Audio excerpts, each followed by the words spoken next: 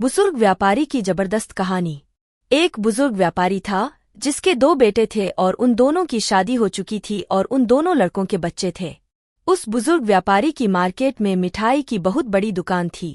उसी दुकान पर उसके दोनों बेटे भी काम करते थे जो अपने पिता की मिठाई की दुकान चलाने में मदद करते थे। उनकी दुकान पूरे मार्केट में सबसे अच्छी चलती थी। उस बुजुर्ग व्यक्ति को पूरा शहर जानता था और उसकी बहुत इज्जत करते थे। एक समय की बात है जब दिवाली का समय था। उस समय उनकी मिठाई की दुकान पर बहुत भीड़ रहती थी क्योंकि सीजन था। उनकी दुकान पर एक व्यक्ति आता है और उनसे मिठाई खरीदता लेता है और जाने लगता है। तो वह बुजुर्ग व्यक्ति उस व्यक्ति से कहता है, साहब मिठाई के 500 रुपये तो दे दीजिए। व्यक्ति, पैसे दे तो दिए और कितने पैसे चाहिए?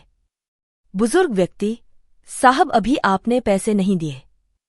व्यक्ति, अरे बूढ़े पागल हो गया है क्या, तुझे पैसे दे तो दिए।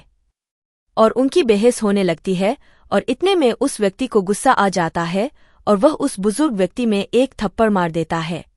फिर वहां पर बहुत भीड़ लग जाती तो वहां लोग उस मामले को रफादफा कर देते हैं। बुजुर्ग व्यक्ति के दोनों बेटे अपने पिता को संभालते हैं, फिर अन्य ग्राहकों को सामान देने लगते हैं।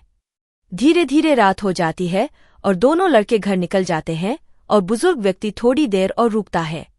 काफी समय निकलने के बाद जब बुजुर्ग व्यक्ति अपने घर नहीं आता तो दोनों लड़कों को चिंता होने लगती है कि आज जो कुछ भी हुआ अच्छा नहीं हुआ, कहीं बाबूजी कुछ गलत काम न कर ले, इसलिए वह उन्हें ढूंढने के लिए निकल ही रहे थे। इतने में वह बुजुर्ग व्यक्ति आ जाता है।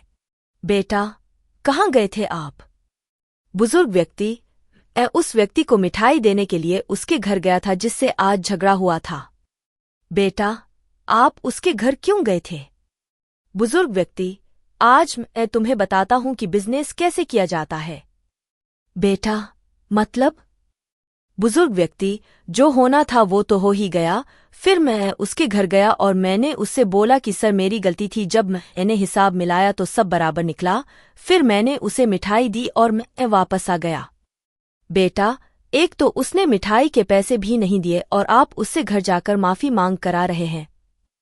बुजुर्ग व्यक्ति, तुमने बिजनेस करना तो सीखा ही नहीं। अगर आज मैं उसके घर नहीं जाता तो वह दूसरी जगह से मिठाई खरीदता और पूरे मार्केट में हमारी बुराई करता, जिससे हमारी दुकान की वैल्यू गिरती। लेकिन अब वह हमारी बुराई नहीं करेगा और हमारे पास से ही मिठाई खरीदेगा। बेटा, लेकिन हमारा जो नुकसान हुआ उसका क्या?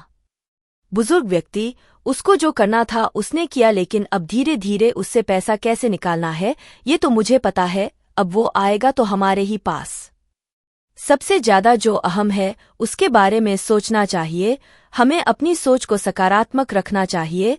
जिस तरह उस बुजुर्ग व्यक्ति में नकारात्मकता में भी सकारात्मक विचार रखा, उसी तरह हमें भी हर परिस्थिति में सकारात्मक नजरिया रखना चाहिए।